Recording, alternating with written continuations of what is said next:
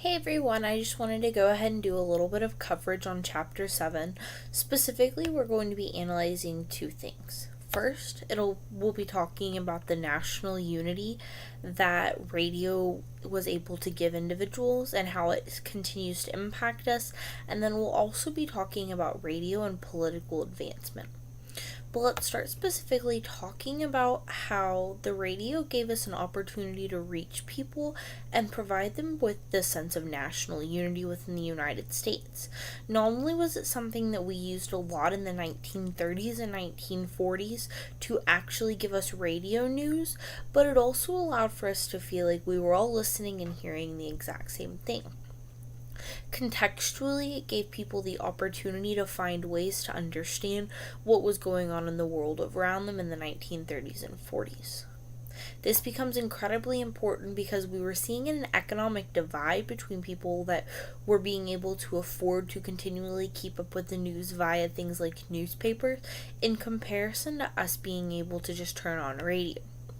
Now, we do have to grant that there was a little bit of an economic barrier when it came to having a radio within the house, but it also gave the opportunity for people to sit in public gathering spaces and listen to the radio.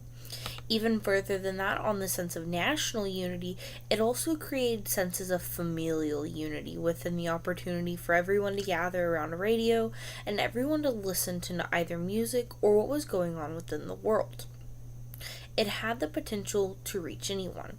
Now, the text outlines an incredibly important example, specifically individuals without literacy. Now, individuals that couldn't read or write were given a unique opportunity with the radio because they were also being given the opportunity to keep up with what's going on within the world. This is an opportunity that we're now afforded with the television and things like even radio today, but it wasn't given the opportunity up until the radio. But even further than that, we can talk about the radio in the context of politics. Now, first and foremost, the radio has given politicians a greater atmosphere and outlet to be able to speak. Now, this goes tied directly to people being able to access exactly what they wanted to know about within the United States political sphere. Talk show hosts were one of the best places to do this, and talk shows in and of themselves gave people the opportunity to find places to speak. Now, specifically, the Air America network does a really good job of showing us why the networks give platforms for individuals to come forward and speak, even if they're not convenient in the most unique platitudes. But even further than that, it gives us the opportunity to start hearing different perspectives, which is why when we talk about free speech in the radio, different controversies that arose, it becomes incredibly important to recognize that we have the opportunity to exercise our free speech in a new platform. This is incredibly unique because things like television, even up until this day, are still incredibly regulated. Now, what radio personalities aren't really protected from are the controversy that comes from public outrage, but they're still able to speak about what they want. Now, granted, we're not allowing for things like obscenity, slander, incitement of violence, etc., but it gives people the opportunity to speak for themselves. Howard Stern, for example, does a really good job of showing us that we're still searching just for listeners. Even further than that, they're pushing the boundaries of different speech acts and things to discuss only because it continues to get viewers and listeners because it gives us the opportunity to hear diverging opinions. But even further than that, we have to recognize the implications of all of this for today.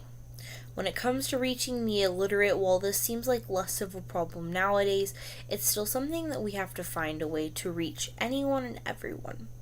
Radio is becoming less and less prevalent as we are relying more on streaming services and or television, but that doesn't uniquely mean that people aren't using it. Even further than that, we have to recognize that having the radio provided a sense of security for a lot of families, and it gives people the opportunity to find themselves. Previously, I talked about families gathering around the radio and providing the sense of unity, and that's just what it does. But even further than that, we see that radio gives places for people to push political boundaries and talk about different political issues. We see that a lot of radio hosts do become controversial figures, but in an effort to continue to spin the United States in a method of understanding. Without the radio, we are put in a position where we aren't reaching as many people, especially because this is still an avenue in which people have the opportunity to listen to, especially if they can't afford a television or streaming services. We can still listen to sports games, we can still listen to different political commentary, and of course we can still listen to music, all with the help of radio. So I hope you'll have a great evening. Thanks, everyone.